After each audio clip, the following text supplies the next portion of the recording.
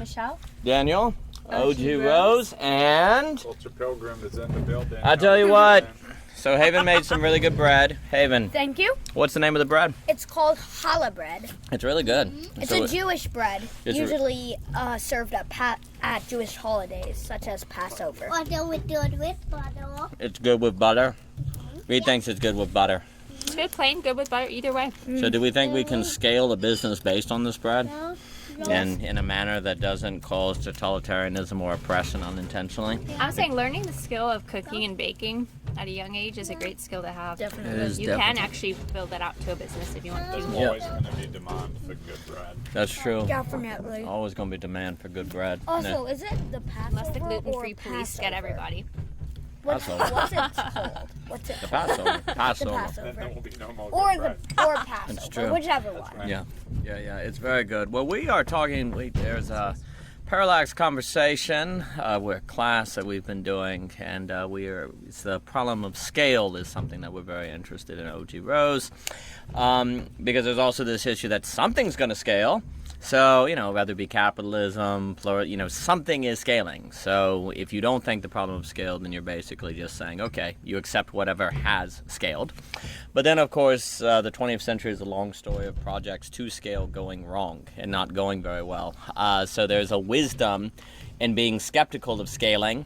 But then there's also an issue that the moment you talk about something like climate change, meta-crisis, AI, Nickland, whatever, then if you want to address that, you're talking about scaling something. So there's a paradox problem there that I think we have to take seriously. Yeah, well, I think there's something to be said about how scale is always at play. Like, because the fact that you can go to grocery stores, or the fact that there's generally a school...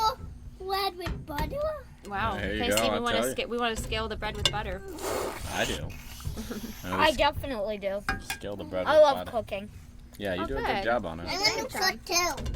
Yeah. Good, you just work at it. We'll get you there. I want to But basically, the scaling is... Oh, sorry, what was that, girly? Dad, don't forget about my famous toilet every day.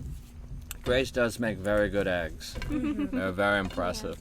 What you were saying on the superstore Yeah, food just, line? well, I mean, the fact that you could go to supermarkets, the fact that you could, if you wanted to, or most people do, be able to go to a school system. If you, use airports, you know what I mean? Like, these are all because of some scaling happening, some spreading happening, right? So it's already it does occur, and I think what makes it unique in this moment of history is the fact that we are so much more globally connected. So it feels like the scale is, it's reached like this global saturation of scale or something like that because of the internet, because of media technology. And so I think the reason it's important to think about, though, is because if you are wanting to address, let's just say, some of the things that are discussed, the meaning crisis or whatever, then you are going to have to contend with that question, because maybe you can, and I don't know, maybe it's just going to ultimately be, like we discuss in the book, like you can keep things small. Maybe you just offer like an a la carte of many small solutions to such a problem. But you may also need to think about it in terms of could this be something that other people or many people or large societies or multiple societies are able to do? Because Mom, for one morning, I made a little cookie. yeah, I know you've been wanting to make chocolate chip cookies like I soon. call it a cookie. Yeah. But I guess what I mean to say is, like, there is still a lingering question of, well, why can't we just stay with the a la carte options? Sure. All the small a la carte options. I mean, maybe it's just that they won't be intelligible to each other. So would you ultimately solve the meaning crisis if, like, you've got something going on? And that's why I think the topic of belonging is very important, because I do think that the web might provide new avenues for meaning these days.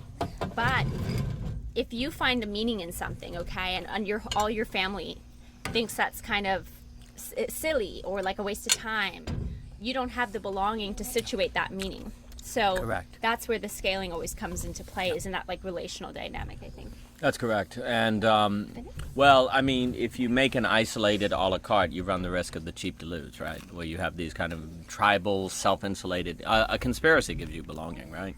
Yeah. I mean, it's just insulated. And the issue is, the moment you start talking about interacting with global pluralism, that's where everything gets tricky. Now, if you just say, well, we don't care about diversity and pluralism, we're just going to isolate, okay, well, that's what people are doing, Yeah. Which creates geopolitical tensions and unintended consequences and things like that. When you talk about scaling childhood, spreading childhood, what the book talks about, you're talking about spreading a certain capacity Yeah. to handle diversity and counter, handling the realization that people have different views and dealing with that existential anxiety. So the first thing I think that's important is it does seem like there's a difference between scaling a system and spreading a capacity. But then, of course, the issue is, how do you teach a capacity without spreading some sort of system that teaches it, right? Yeah. And so then the question, and then also, the problem is with the meaning crisis is I think the argument could be made that the thing that causes the meaning crisis is a reductionism that is not a mistake but a feature of economics that have scaled. Like, global capitalism works by reducing things to prices. That's how it works. Yeah. Like, reductionism is not a mistake. Yeah. Like, it's the essence of the system. So if you're saying reductionism is the problem, then you have to change the container that incubates people into reductionism, right? So you can't avoid the scale issue. I have a question. Sir, Or a comment. please. And this might be off piece, but I feel like when we start using the language of scale, it immediately starts to draw us into the gravitational pull of like business and business strategy. Absolutely. Because the word is so Yeah, strongly associated with that. that's right. The phenomenology of something scaling, which in a way is spreading, applies to things like the arts. Yep. So I'm thinking about hip hop as an instance of something which has scaled globally very successfully Yep.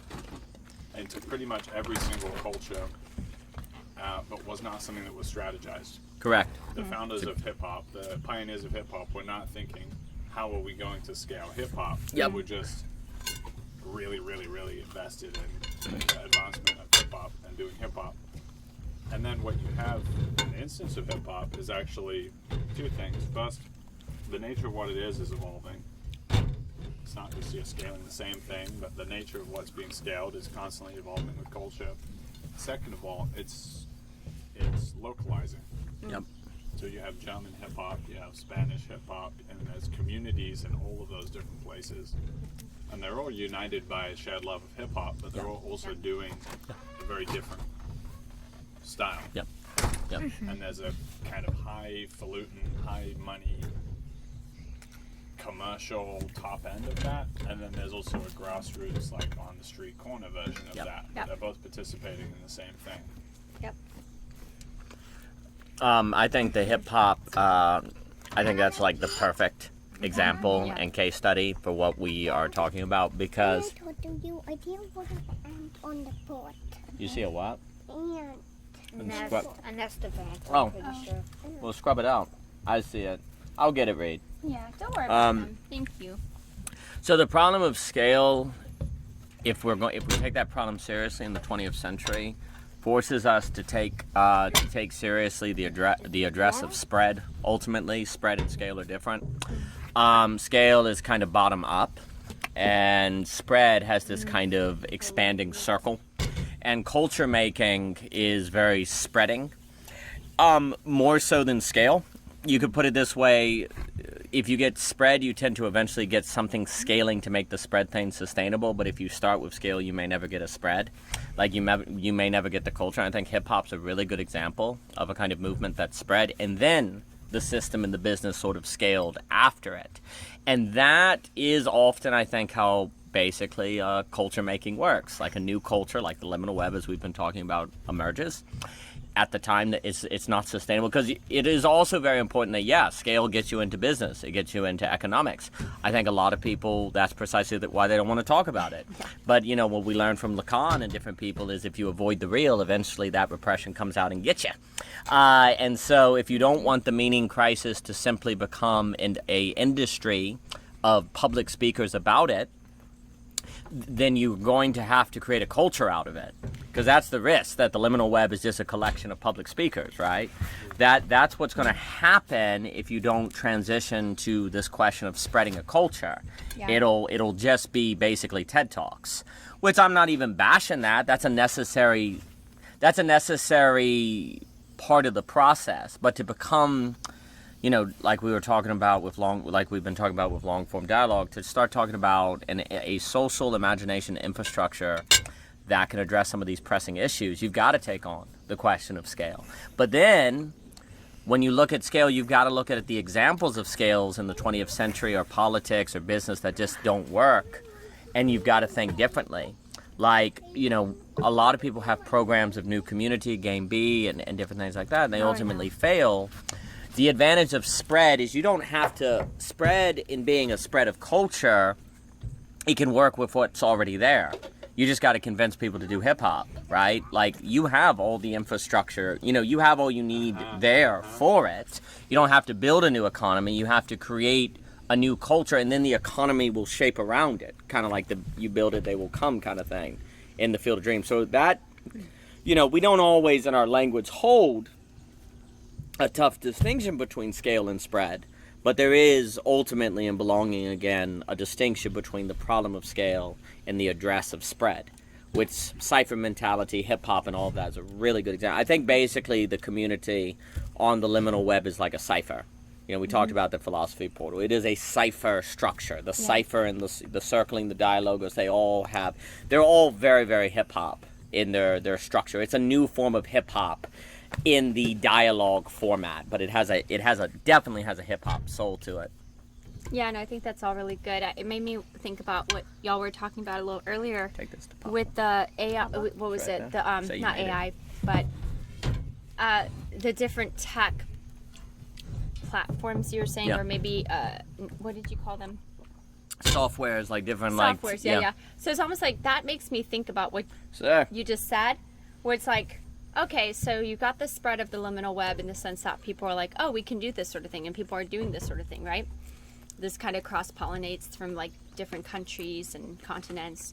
And then you get like people being like, well, I wonder if this could work for people who aren't themselves volunteering to be in these spaces, or like who may be very curious but don't really feel like they know what that's for, or that they could do it themselves.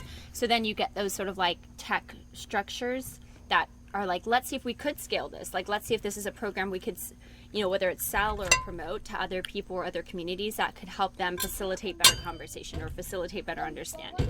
Like, I wonder if that is sort of an example where you have spreading going on organically, and then you get the scaling of, is this something that we could build as a type of infrastructure that then is able to get filled out? Like, it makes me think of he's on the road. He's on the road. He's with Papa on the road. Like, it makes me think of scaling a building or something. Like, if you set it up, it's there for you to be able to climb, right? Like, the other connotation I think with scaling is scaling a wall, right? What does that mean? Climb it. Yeah. So, but it's not able to be you can't climb it if there's not any kind of footholds to be able to, like, to have any little nooks or crannies or like little crevices or little like ledges for people to be able to hang on to on the way up. Like, so I don't know. I think that is what was coming to mind of like, maybe that's what seems to be at play, where the scale can seem a little bit more top down and it's structurally, let's build this thing, and then we'll kind of hope it is able to facilitate the climbing or the scaling. Whereas like with spreading is the organic sort of spread of these things, and then you kind of converge that somehow. I do think that it seems that the organic spreading is probably the substantiation, so it's very necessary, because if you just have scale, that's where you get a lot of these sort of ideological visions of the future or political visions, right, where it's like, we're going to do this and we're going to make it this way, and it's like, cool, like you've got this idea for the whole country or for the whole world, but you have is there anything actually spreading currently that could facilitate a substantiation of the structure or something like that? Yeah, I mean, it's a tricky thing where if you're talking about scaling resources, that seems to be very difficult. If you're talking about scaling an ideology, it's good for us. Just let's share. It's your last. Yeah. There you go. Your bread was great, Haven. Thank you. We loved Yeah. it. Yeah, if you're talking about scaling ideology, that seems kind of oppressive and like everyone has to agree, right? But if you start talking about spreading an ability, well, that can be customized, like you were saying with hip hop, right? Like there's a German hip, like, so what's the unifying center is an ability, Yeah. not a belief. That's the key. Like the problem of scale is not often thought about as how do we address this with an ability or a skill. It's more like an ideology or an economic system or a process or a belief. That won't work because it will always have to be anti-pluralism to some degree. Like, let's take some of the examples. Like Jim Rep made this example with Owen Cox and Daniel Fregan. It's very fair, and it sounds, Why where you say, well, in the bike? Game B will have a lot of diversity on different ways of doing things, but everyone can agree that we need environmental sustainability. And you say, well, of course, how can we disagree with that? Well, here's the problem. Not everyone will agree on what constitutes environmental sustainability. Everyone will agree with the macro idea of economic sustainability, but some people will say, well, that means we're going to invest in nuclear. Heck no, we're not. That's going to be terrible for the environment. No, it's better than fossil. No, we have to find something else. Someone else will say that, let's say someone's they've got their retirement fund receives money from ExxonMobil. For them, that's not immoral, but for someone else in the community, that is immoral, right? So those are the kind of disagree. The problem is, this is why ideological scaling, even when you try to go to like these bare minimum beliefs, even then doesn't work. Yeah. Because something like we can all agree on environmental sustainability, that is actually a very dense category, even though it seems so self-evident. Yeah. And that's where you get into trouble, is because things you thought were not asking a lot of people actually are. And eventually the moral real comes out. Like, that's a phrase we use, bringing Lacan, like Lacan is the real, the surprise. Someone believes it is completely unethical in a very deep way for people to receive retirement money from ExxonMobil. And so they go to the courts. They go to the government. They petition. Well, here we go. Yeah. There you go. It was making me think about how a scale, like literally a kitchen scale or whatever. It's a weight. Yeah. Well, it's empty. Like a scale itself does not have anything on it. Oh, that's good. Yeah, Right? yeah, yeah. It has yeah. nothing on it. That's and good. what's interesting to me about that is I want to say vacuous, or maybe I want to say they exist a little bit in a vacuum to have the idea of this being able to scale, right? Like, okay, well, we obviously can have this other system because we all agree that, we need to address global warming or whatever it is, like fossil fuels Sure. are bad for the environment. Okay. Sure. But there's something that's not, like, it's not tested, Yeah. Like Yeah, it's yeah, that's not, the problem. scale hasn't, you haven't put anything on the scale. And once you Like, do, it's too late. The real comes through. Right, and yeah, like once you do, it's sort of like, well, now you've already kind of put that structure there, and it's almost like not testing to see if that scale could even hold that amount, right? Like, Yeah. anyways, it was a little bit of an abstract idea, but I do think it's helpful for me because it's like, oh, that's interesting. Like an actual, just again, kitchen scale doesn't actually have anything on it. It has the capacity, but it doesn't necessarily mean that capacity will be, will like work out in the end, Yeah. or, that it has like the theoretical capacity. Yeah. Yeah. But yeah. for what exactly? Yes. What does it read? Do you like this? I love that. Wow. That's very pretty. Oh, wow. You've been building a lot of cool stuff. You have been. Thank He has you. been doing a lot of Legos. Very nice. Well, I think that's a very nice point. Like scale, because I guess I was thinking like almost like a scale, like weighing things, And there's a way in which there is definitely a way in which scaling is a certain test. Like you see if it can bear the weight of your project. Right, and that's why I think it's not good to think of it so negatively or so like the fact that a scale is empty also means it can receive. Yeah, that's right. And it can measure, and that's great. So I it's think- necessary. It's just that it also comes with the risk, and you have to recognize Yes. that this is not substantiated yet, but it could be. But we can't assume that it's going to necessarily work until we kind of put it to the test. That's right. And I mean, I think a lot of it sort of relates to the prior section on, RSI, where if you're not taking that into consideration, I think you're going to have a little bit of a harder time actually having that, like, be able to sustain that test and survive through that test if you don't take into consideration pathos and RSI, you know, the real symbolic imaginary. Absolutely. Well, you know, for me, like, I think a reason people can almost begin to, like, moralize not scaling is actually a subconscious desire to avoid the test. Like, Right, and I think there's also something that can feel presumptuous about it, right? Yeah. Like, oh, this could be something everybody does, or this would be good for everybody. Yeah. You know what I mean? Like, and so it's like, let's just not. Why don't we just not talk about scale? Well, because you can also moralize it by saying, well, look at all the projects of the 20th century that did it and caused all this trouble, so we won't. Well, that's true, but really we should take that as a revelation that you cannot scale. You know, that should be taken as a revelation that you cannot scale ideology, premises, or ideas. You have to spread a capacity. We're misinterpreting the revelation. Like, Wait, can you say that one more time? Sorry. What we should interpret the problems of scale of the 20th century is that you can't scale an ideology or a premise or a mission like a goal. You have to spread a capacity. Mm-hmm. Like, that should be what we've learned, where we've changed our focus onto the infrastructures of capacity, not scaling environmentalism. Because, again, who could disagree with scaling environmentalism? Well, because people disagree on what is environmentalism. That's the problem. Like, who could disagree with scaling social justice? Well, the problem is people disagree on what is social justice. So scaling obvious premises or missions or goals will not suffice, because the problem is this: when the real or the surprise interpretations of those premises emerge, it will be too late. It'll be too late. Then there will be a resistance, there will be people voting, they'll be upset. But if you're instead spreading a capacity, everyone can use that capacity in different ways, but the very fact they have a new capacity means they have a new subjectivity, a new way of orienting themselves in the world. There's a question that kind of forked off for me a little while back that seems relevant here is, when it comes to scaling, and I think about nature as something that tends to be quite conservative with energy. Natural evolution doesn't tend to just build out a whole new system and plug it in. It seems to be more like, what's the most energy conservative way to evolve something into what is already there? Excellent. So we have to kind of we have to think like, you know, we have to almost think like mushroom consciousness, or something kind of mycelial about this.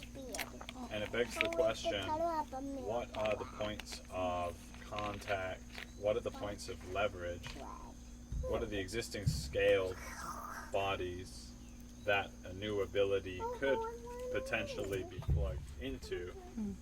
And if you can do that, it saves you a heck of a lot of energy compared to the much greater problem of how do we create an entire new institution in that whole landscape and scale that? Exactly.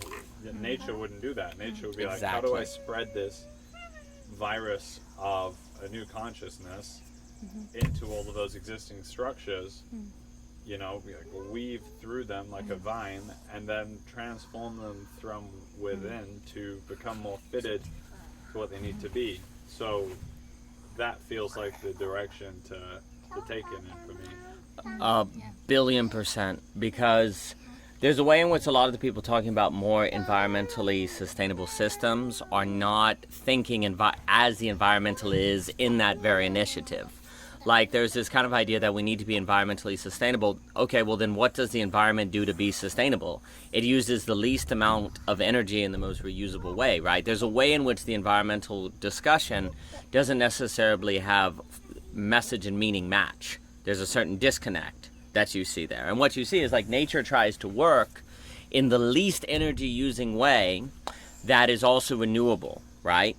And the thing is, like, when you start talking about a new government, a new voting system, a new economy, I mean, the moment you start talking about a new economy or getting rid of capitalism, the sort of transformation you are talking is utterly incomprehensible, like massive. But if you start talking about, well, what if we were to change people's capacity so that they found drive, like their motivation was drive instead of desire, well, then that can all occur in what is. You can move people to intrinsic motivation from extrinsic motivation in what is already. You don't have to, you know, there's, what you have to do is introduce people to what can create that capacity, right? And that's something like, well, like we've talked about, the liminal web. Okay, well, the majority of people on Earth have the internet. A lot of people do. And increasingly, people are getting the internet not because the liminal web is telling them to, but because they are for their job or their own interest in it already. Okay, they've got that. A lot of people have Zoom. Okay, they've got that.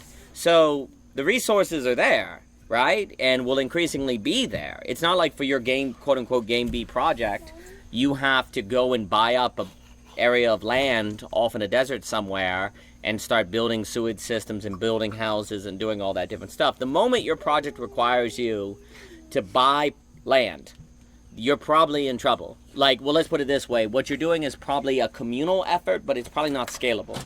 Like, and there's nothing wrong with communal efforts. If you're like, I'd like to create an art gallery or a commune here, we'll go for it.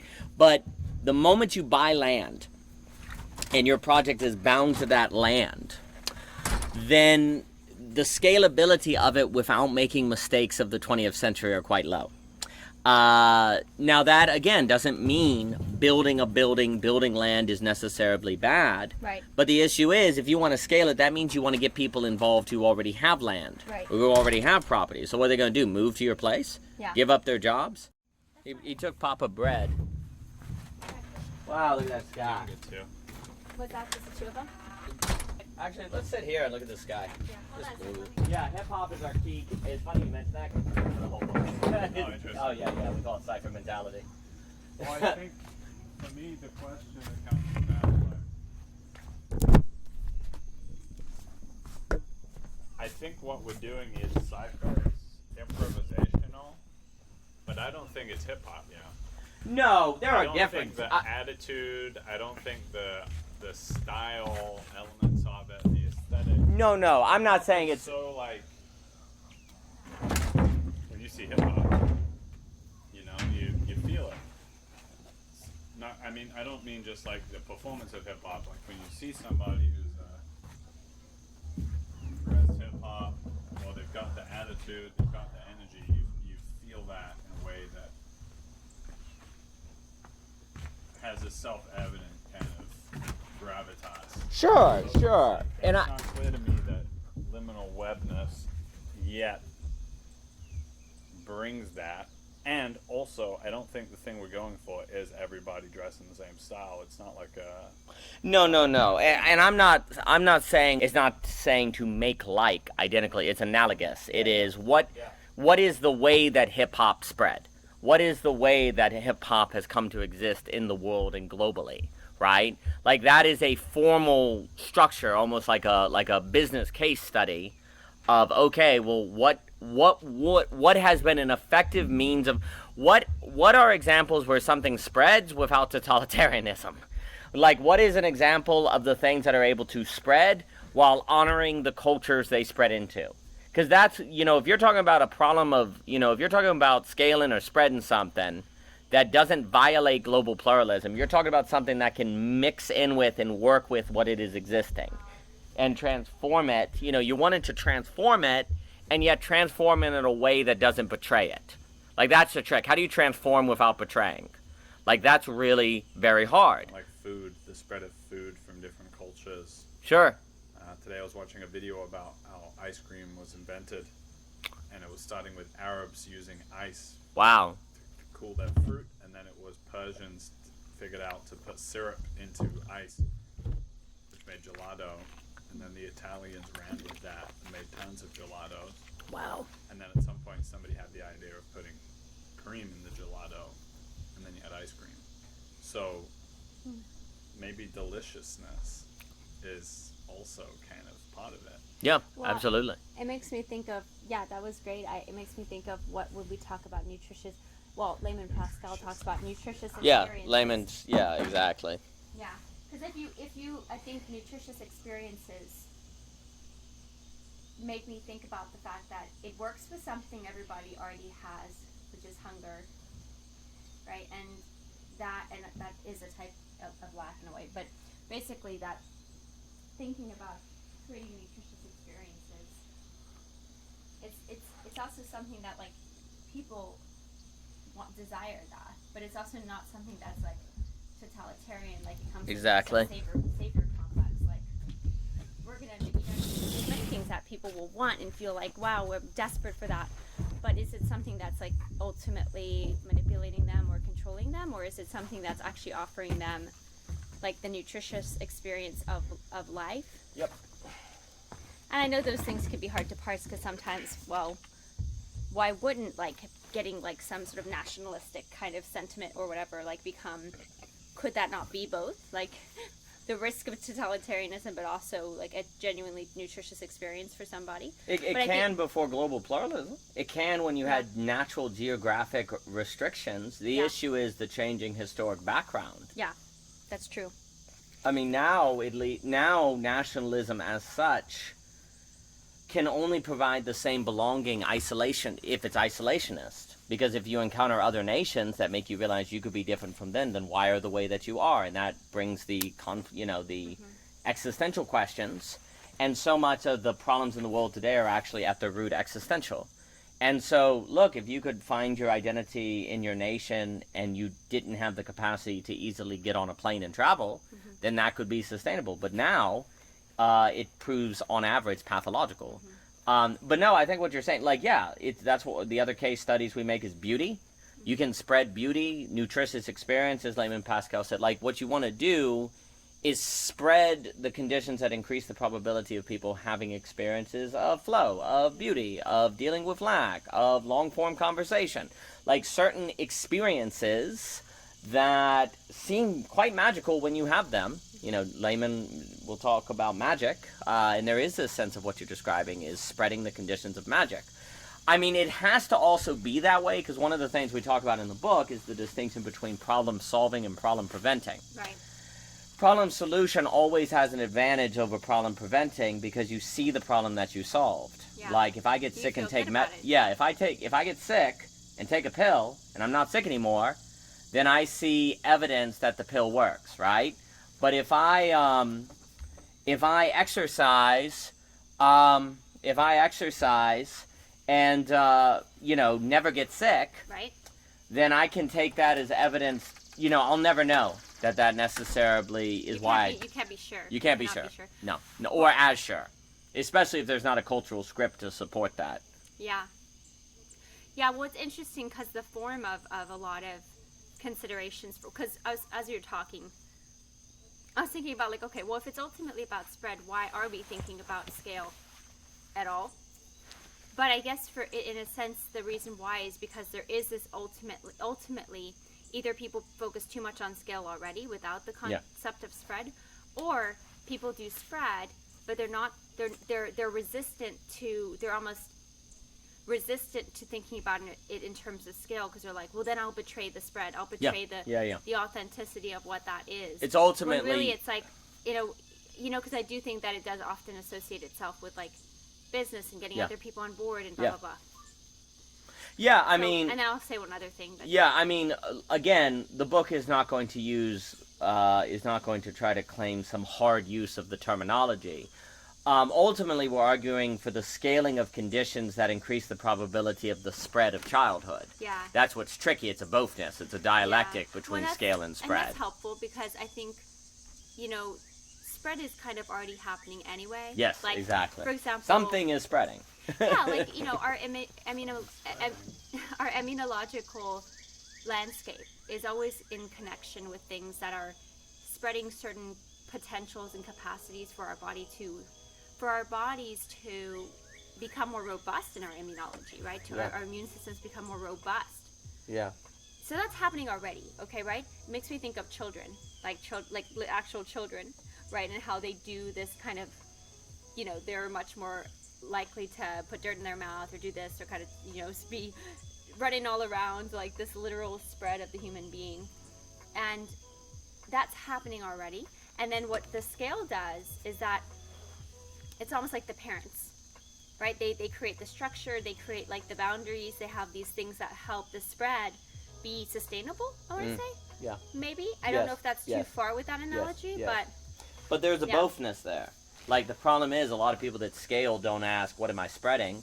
And a lot of people who do cultural spreading don't figure out what they need to scale to make it sustainable. Yeah. That's what we talk about with the triplex of belonging. Yeah, You got to have sustainable. economic sustainability, care, and Care becoming. and becoming, yeah. And all three of those are at war with one another. Yeah. And so that's the big issue. Like, hip-hop was able to become global, if you will, because something spread that then created the infrastructure for scaling. And then that scaling creates a feedback loop with the spread and on and on. There's a feedback loop. The other thing I was going to say when you're talking about problem prevention versus problem solving is that the form of most people's address to the current historic moment is in the form of problem solving. Yes. And it's a dialectic between these two. It's not like, oh, well, problem solving is bad and problem prevention is good.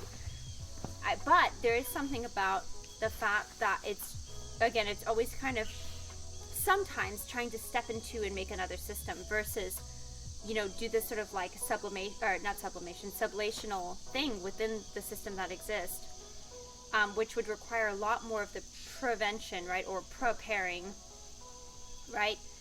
That's where I think problem prevention is important because it's almost a whole nother form by which to address That's right. the current historic moment and some of the issues that we see. So it's like, well, what do you mean? Isn't that still kind of problem solving? Yes, but it's a different mode, and therefore I think it's almost in the mode of prevention versus solution. Well, because also it's a has management, not a firm like, oh well, it's done now. We solved it. Yeah. Well, the guess what? issue We're is humans. that everything has a role with everything else. So problem preventing and problem solving have a role together. Scale and spread have a role together. Culture and economics have a role together. Like there's an emphasis on the liminal web with relations, which is, ultimately dialectics. And you have to have a certain bothness. And the rub is that the moment you start talking about increasing capacity for liminal capacities, the issue is you're talking about people being the kind of subjects who would prevent certain problems from ever coming into existence in the first place, which then would make it look like they're not doing anything. Because, the advantage of the politician, if you will, is that they solve problems. Now, granted, maybe they cause those problems they solve, but the very fact that they solve problems then gives them an existential advantage. That's the issue. Like, all culture making is at a existential disadvantage to problem solvers and politicians and things like that. So, like, liminal web, like, if you do that training, there are problems you will easily avoid in your life that then you could wonder, you never see the problems manifest to know that the liminal web actually helped you prevent their arising. Yeah. So that's the problem, that's why knowing the distinction between problem preventing and problem solving is really important, because the natural tendency of the human race is to prioritize problem solving over problem prevention, which then means you're always responding, which then the meta crisis is a giant, once you're trying to solve, it's too late. Like you have to, the environment is that, like once the environment is screwed up, it's too late to solve it, or it's much more difficult. You want to prevent that from occurring in the first place. But it takes a whole lot of faith to pour a whole lot of time and energy into something that you're preventing and thus never see evidence that you did something. And that's where I think the challenge of philosophy, liminal web, dialogos is that you're pouring a lot of time and energy into something that by doing your life doesn't go a certain way, and it's good it doesn't go that way, but you never see it not going that way to know that something came of it. And that's an existential tension you have to just know and be confident in. That rings in the tone of a lot of action movies where the protagonists, the kind of Fellowship of the Ring, whoever it is, they say something like, well, if we succeed, nobody will ever know. Exactly. Nobody will ever know about us. It's a key dimension of the heroic journey, I think, that's not always emphasized. It's hidden. It's a cult in that sense. It's the secrets. In a way, it's the secret society. People have a very negative view of secret societies. I happen to believe there were probably some very, very wise and benevolent, absolutely, so-called secret societies, associational networks that played a very important role in shaping history and were not known. Well, I think that's absolutely the truth. I would just note is that there are some things that are secrets because you can't understand them until after a process of accessing them. Like if they're given on the front, you don't understand them. Like Well, and if you think about it, there are plenty of like works of art like that, right? Like there are secret society in the open. Until you go through the training, you really don't get everything going on in Faulkner or going on in a great work of art or going on in a Dialogos until you've had the experience and tasted it to where you can see what's right in front of you. There are many secrets right in front of you. Hiding in plain sight. Yeah. I think that's actually when we talk about the aesthetic of the liminal agent, the meta practitioner, this kind of person who the liminal web would produce. They're not gonna, there's no I actually was talking about this with some of the guys at Voicecraft who were saying, well, what if we did have swag? What if there was liminal web merch and nice merch? Michelle comes out with a new coat on. It's really it says like liminal web at the back. Like liminal studded. gal, just like embroidered, like liminal gal. It's like studded, like I don't know. That's hilarious. That's really funny. Diamante. Yeah. But the result of Voicecraft was like, actually, no, that's not. Yep. That's not really it. And so I think it is a hiding in plain sight, in which the way it shows up is energetic. Yep. There's an aura. Yep. I was sitting on my plane to come out here to Lynchburg, and there was a woman sitting 2 rows behind me with a mega orange sweater on. And this wasn't happening anywhere else in the plane, but for some reason her sweater was so orange that it was casting like orange light like all over the side around her, and not only around her but like extending 2 rows forward in the plane.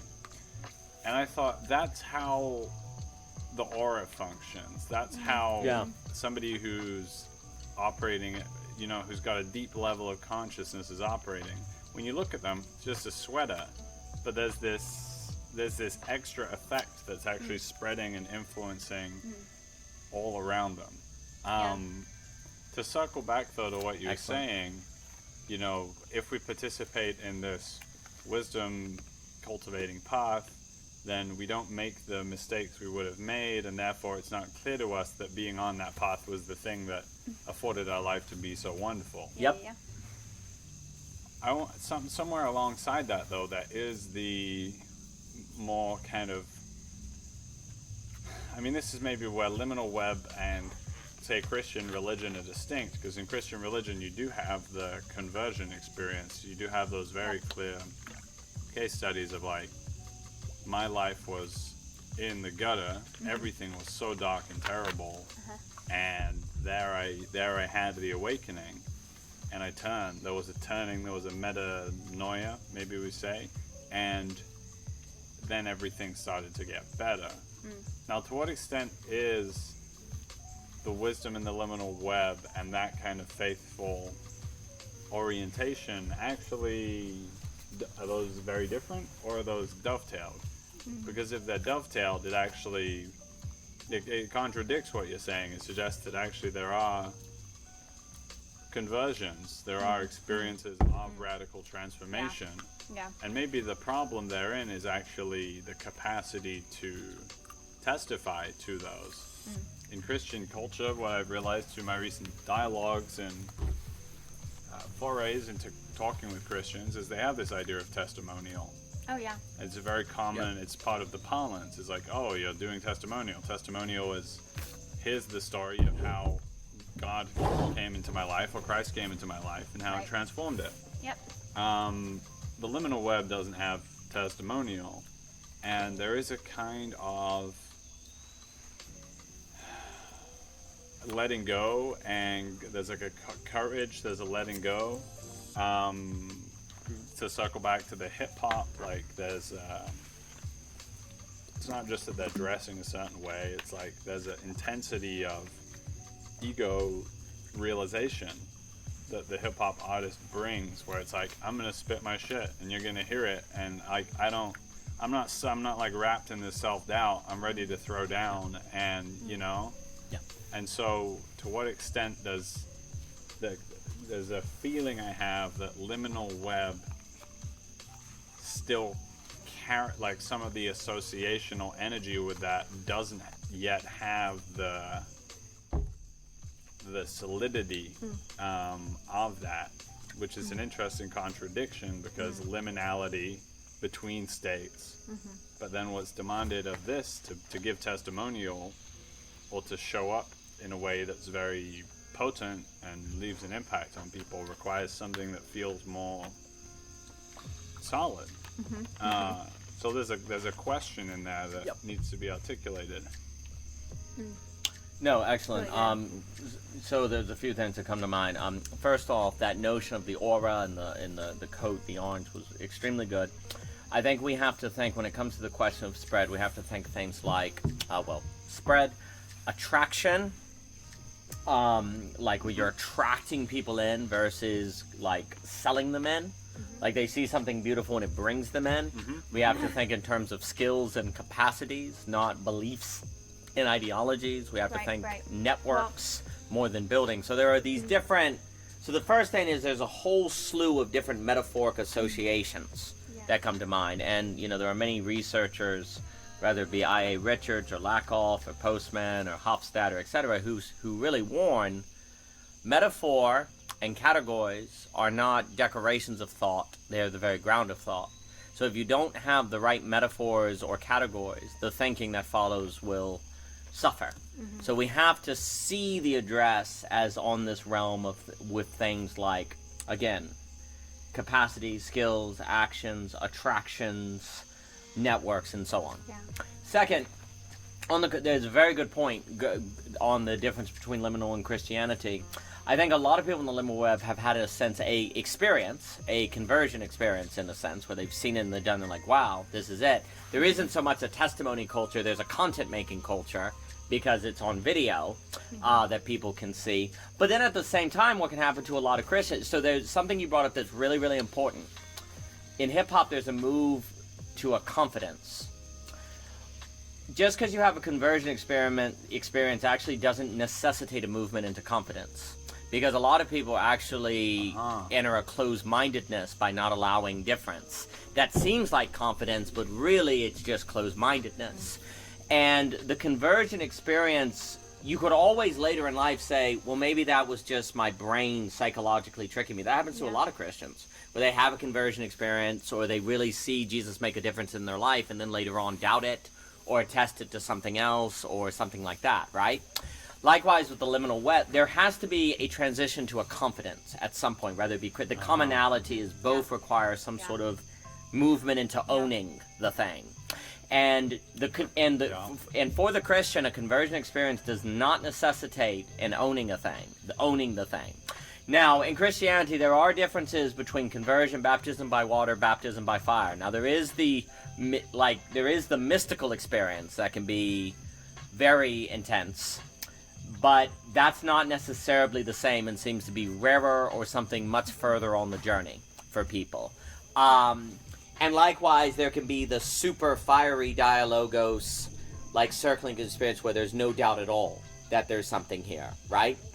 Now, what can happen for Christians, though, is that this is where scale becomes a problem in quantification, because the Christian, if they have the conversion experience and they build a building, and they consider to show numbers that people are converting, even if people never move into confidence, the very continual flow of the money through tithing or the growth of churches or church plants seems to say they're confident, when really they're just it's not really confidence. It's more of, well, look, the metrics show we're confident.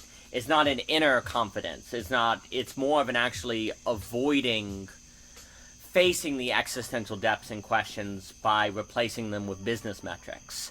So that's another side where, like, there's a difference between confidence that comes from, well, we have a lot of money, so yeah, we're the best, we must be real, and the confidence that comes from a deep sort of spiritual experience. So those are some beginning thoughts that come to mind on that. I think that was good. I don't know, it's hard to speak for each individual person, but I do think that, let's say the Christian who's had a conversion, they probably feel pretty confident about that phenomenologically. Sure. Because I think about, and I'm not trying to push back on that too much, because I do think you're right. Well, you feel confident when you feel like you can be sure, when you feel like Confidence becomes certainty. There's no shaking you. You're so grounded, like there's no shaking you. But right? that certainty is, and it works though by avoiding isolationism. Well, it usually ends up meaning that, or Yes. needing to then convert everybody else. Yes. And I mean, that's, in a sense, I can understand why that occurs. But the interesting thing about the liminal space and the kind of conversion that happens there is that I think it's like the whole nature of liminal, like you're drawing out that word, Jacob, is that it still holds it like with the open hand, like my analogy I always say, right? Like, I don't think that people are going to go out there like proselytizing the liminal web, but they might share their experience of what, like, I don't know, it's sort of like you end up sharing not by testimony, but by just participation, like continued participation. And when you do that, it's in a way problem preventing, which ends up feeling a lot like problem solution. Like, I want to say that these two things phenomenologically may have very similar, well, possibly similar feelings, except sometimes problem solution can be a lot more, how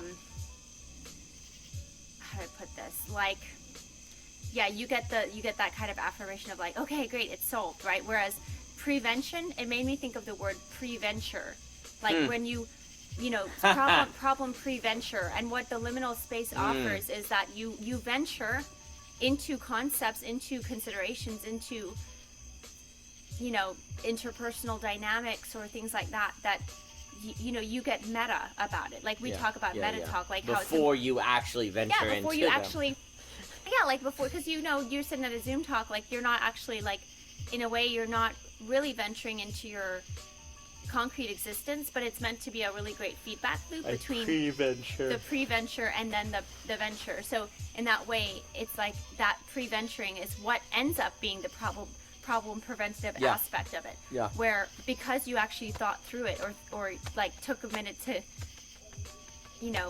suspend your judgment, like you get a different perspective or perspectival understanding of something, which you would have been much more unlikely to have if you hadn't have done that. Right.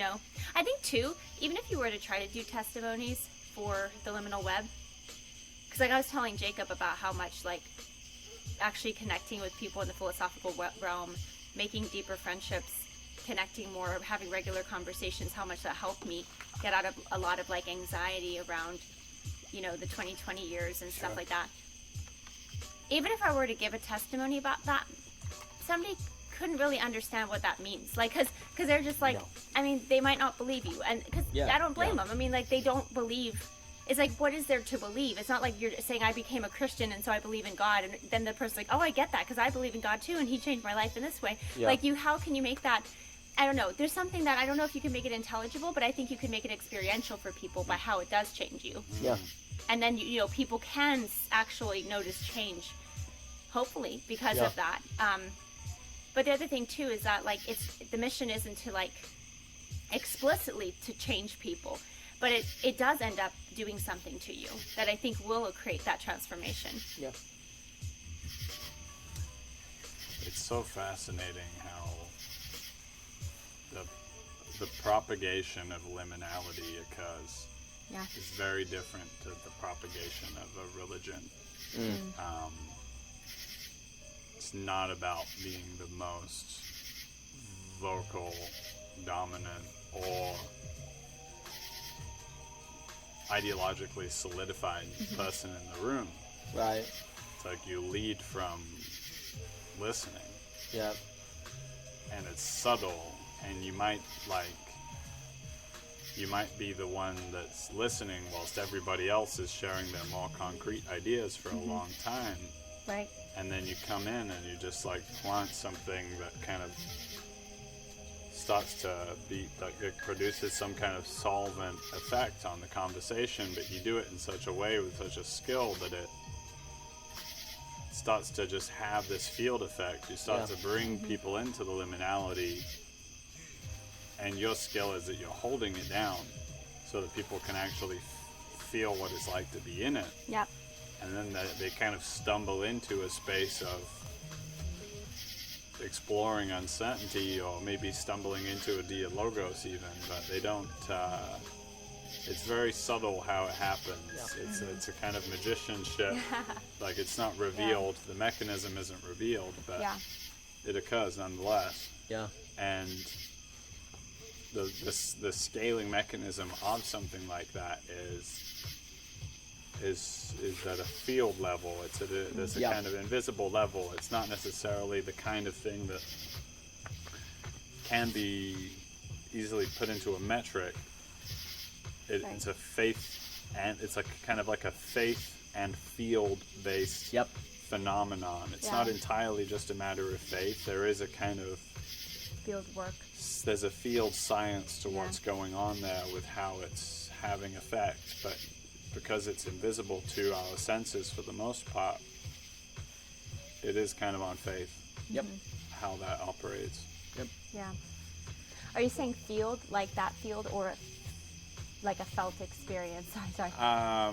Kind Field. of like electromagnetic fields. Like Thank you. that it's something.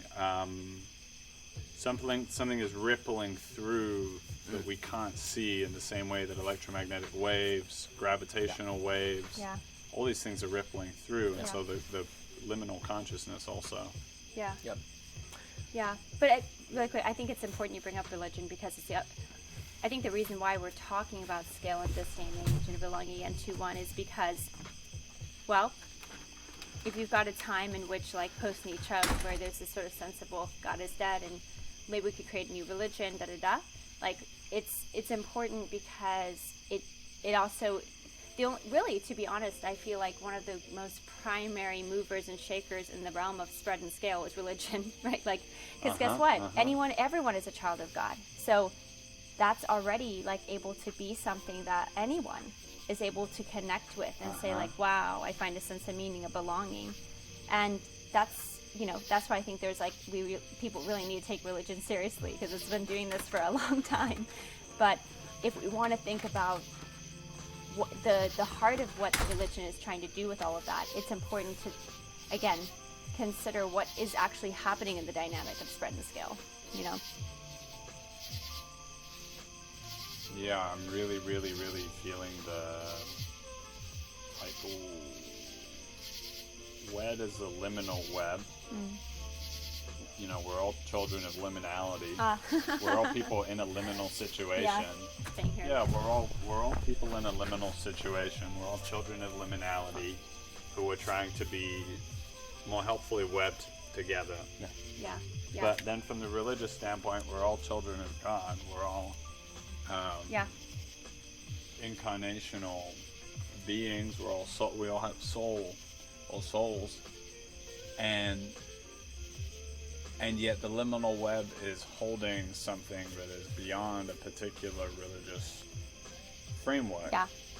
It's trans ideological. It's trans religion.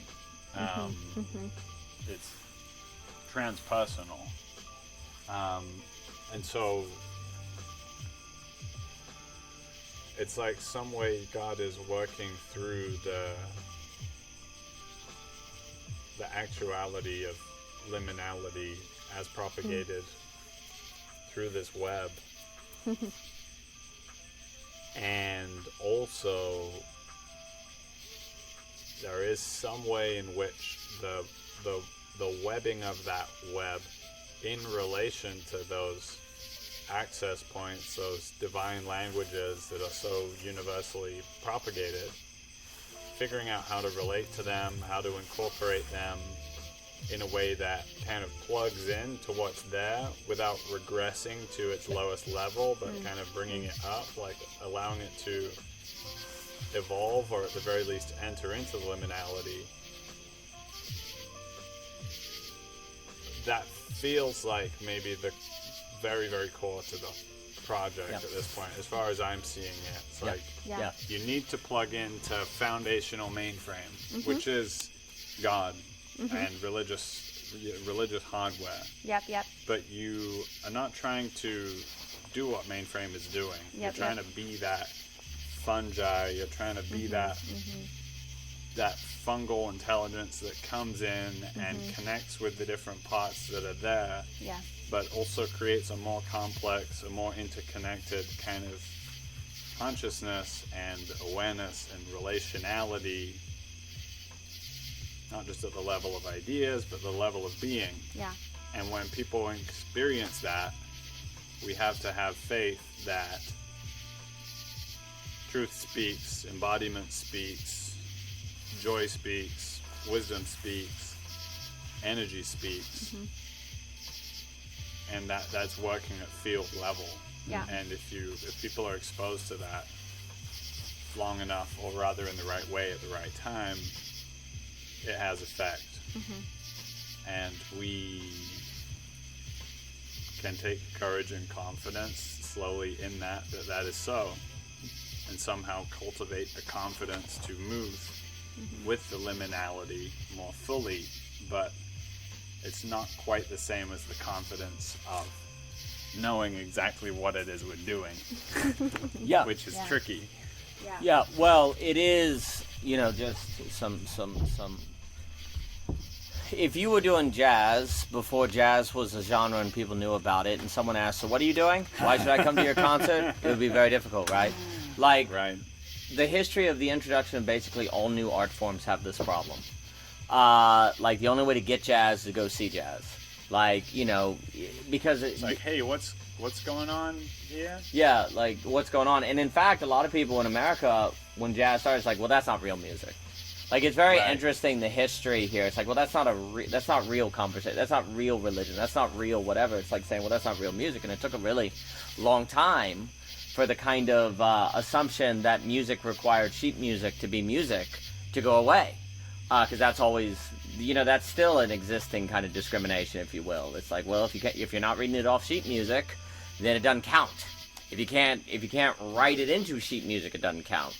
Now, don't get me wrong. There's something extremely valuable and great about reading sheet music and that skills. But the point is, there's a certain degrading of the new, degrading of the different way of doing things. When we say new, we're not just saying a new song, but a new form, new genres, new ways of engagement. Almost always are met with a certain skepticism.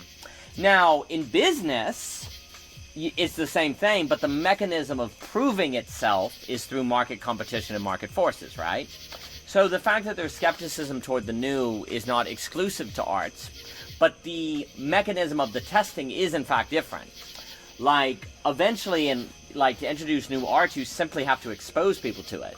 They simply have to hear about it, and the rumor gets going, and then people are going down to New Orleans, or they're seeing Louis Armstrong, they're seeing the amazing. One of the reasons jazz spreads in America is because of the frickin' amazing. And then you get people like Thelonious Monk and Miles Davis, I can keep going, and people are like, what in the world? And there's a certain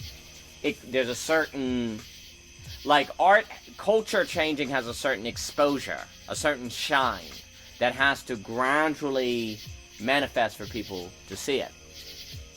Now, religions, a lot of religions have become this ideological certainty precisely because of the difficulty of getting economic sustainability for mystical experience. It's very hard to convince people to, so why are we given tithes? Well, for mystical experience. What's that? You'd have to do it to see it?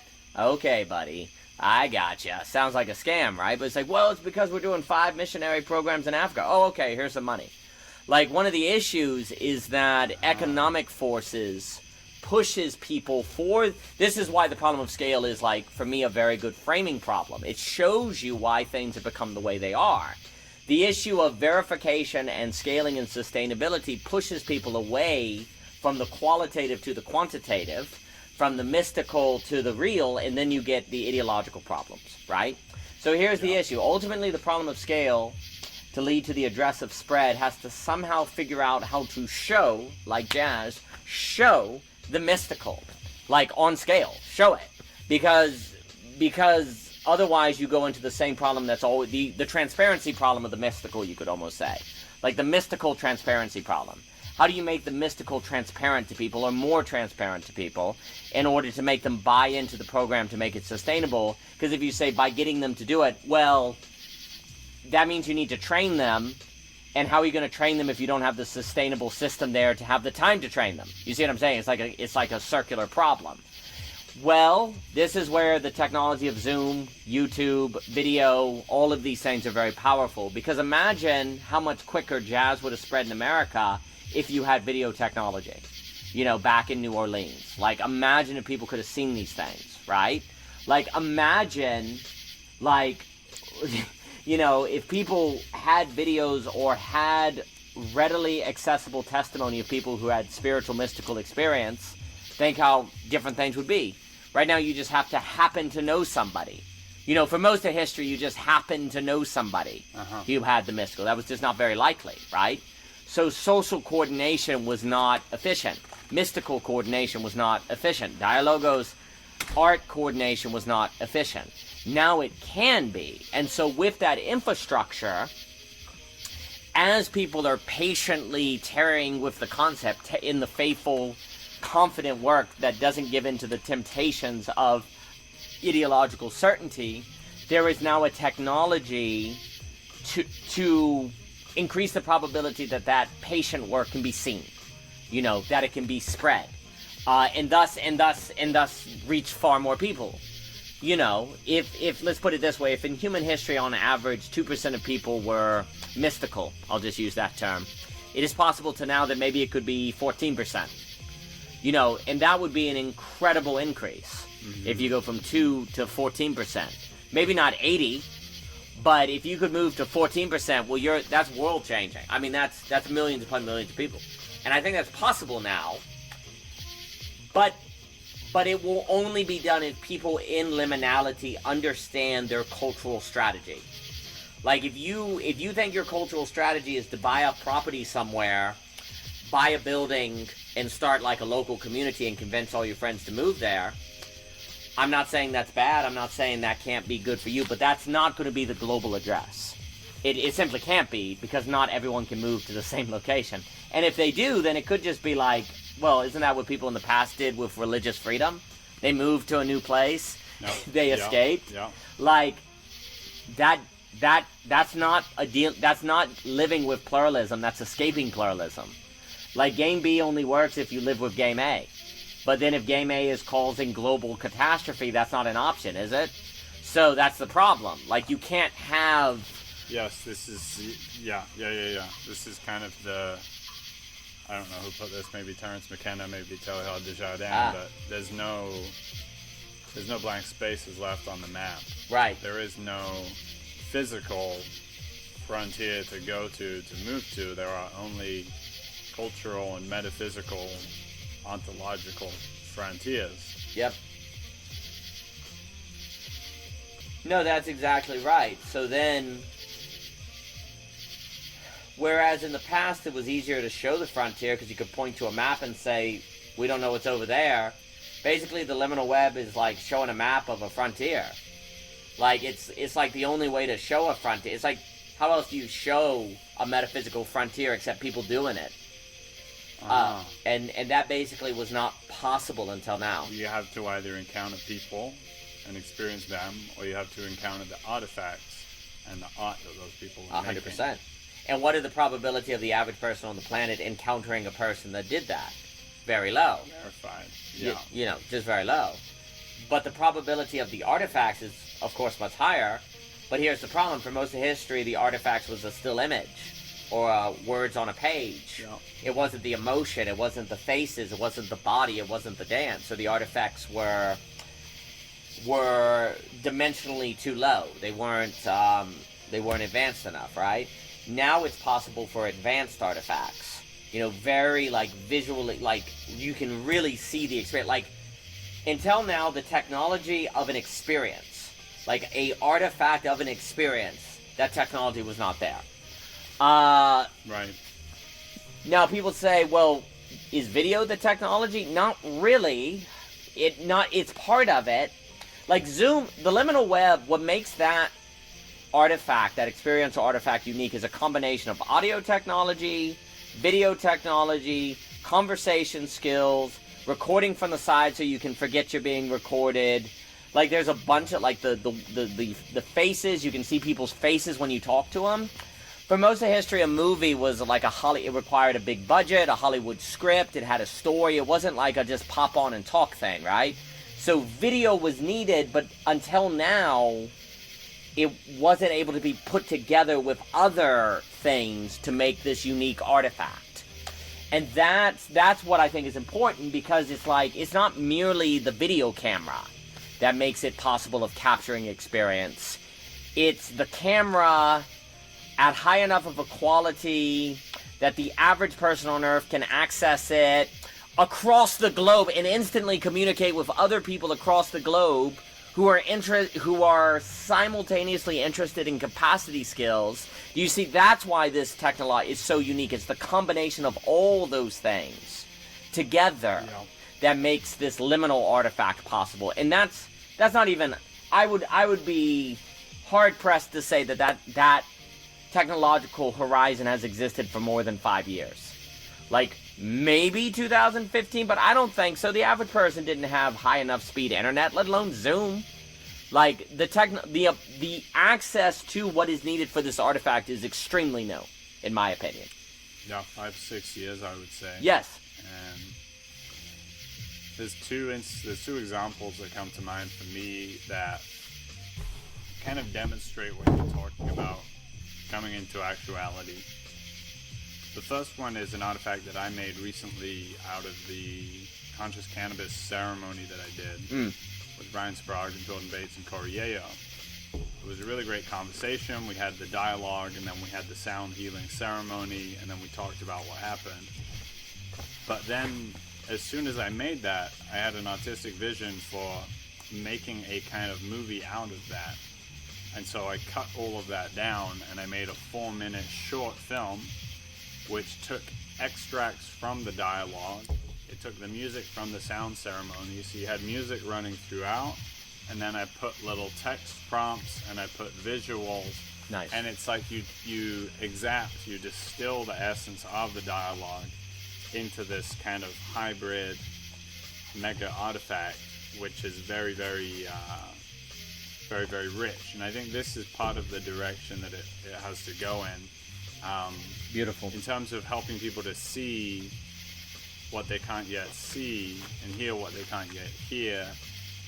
Maybe they are even plugged in, maybe they're already into liminal web, but they're not really understanding, not really seeing. The art and the artifact can really draw that out. Beautiful. But it can also be the thing that hits someone who has none of the context, but they'll just like walk right in there because it's like, oh, this is cool. Yeah. This feels like a movie. This feels like, what's this epic thing that's going on? Yep. I want to be a part of it. Perfect. I think that's a beautiful example. Yeah. The other instance for me is Matthew Green's Substack, Resonant World, which, he's somebody who's been inside mainstream institution his whole career. He's made a partial exit from that. He's become involved in the Thomas Hubel work, which is very liminal, very group process, dialogue, community field work, very kind of non-dual, integral understanding of reality.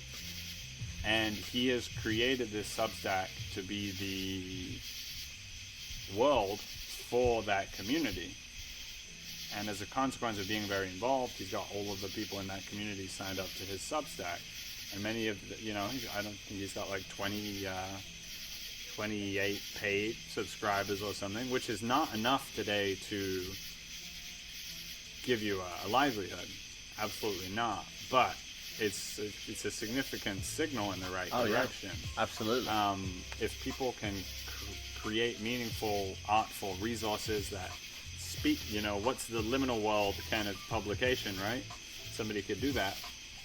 And then people would give resources to that, and then that person becomes able to kind of become a fixture. Especially when those people have credibility, or that publication has credibility to reach into circles outside of what they're serving. That's really important too. I think that's perfect. I think that's exactly right. And I think everything that you're just describing are things that are possible now that 5 years ago were not possible. And I think that's really important, because I'm not sure if people understand. Well, I don't think it's widely appreciated that there is actually, in a sense, a new social media available. Like, you know, that's a funny word to use here. We were talking about it in the kitchen. I think people think we're still in the kind of technology of Twitter, Facebook, Instagram, right? Like, that's where we are. Well, yeah, that's arguably where the majority are, but that's almost the technology of the 2010s through 2020s. Like, social media like that, and obviously Facebook is older than that, but it seems to define the 2010s through 2020s. It still defines the world now, but now new technological new possibilities are afforded to us because of the technology that go beyond that. A new way to socialize through media that's liminal. And that's what we need to focus on, because that's where, well, the communities we have now reflect the social media that we have. And if we don't like those communities because they're tribal, crazy, politically intense, conspiratorial, well, then guess what? You need a new social media. Huh. You know, Right. and Well put. you Well know, put. you need a new social media. That's so obvious, and yet so not obvious right now in the conversation. Yeah. Yeah, and the liminal web is providing a new social media. Ergo, it will give you a new sociality. It will give you a new community. It will give you new ways of community. And if everyone's like, oh my gosh, Facebook's made people crazy or politically extreme, oh my gosh, Twitter has caused all sorts of, you know, fake news or whatever, well, guess what? You need a new social media then. But what are you going to do? Ban Twitter and Facebook? That never works. You know, we learned in Lacan and psychoanalysis that law never makes a difference. Repression never makes a difference. You have to replace social media with a better social media. That's called competition. You replace it with something better. And the liminal web is better. And so that's the rub. Like, the liminal web, you're never going to deal with the problems of social media by banning it or getting rid of it. That's never worked. What you do is create an alternative that shows a better alternative, a more beautiful, a more good, a more true alternative. And that attracts people into it. That's culture making. That's cultural competition without violence. And now with Zoom and YouTube and those technology, it's possible to do that, because you can show the alternative. It can be, it's accessible to people. And the more and more it solidifies, the more and more it comes into its own and has confidence in itself, the more that alternative social media will become available. Yeah, well put. Well put. Well, it's always a pleasure to speak with you. Likewise. Thank you, Jacob Kishere. I'm glad we could talk the problem of scale. Godspeed. Godspeed.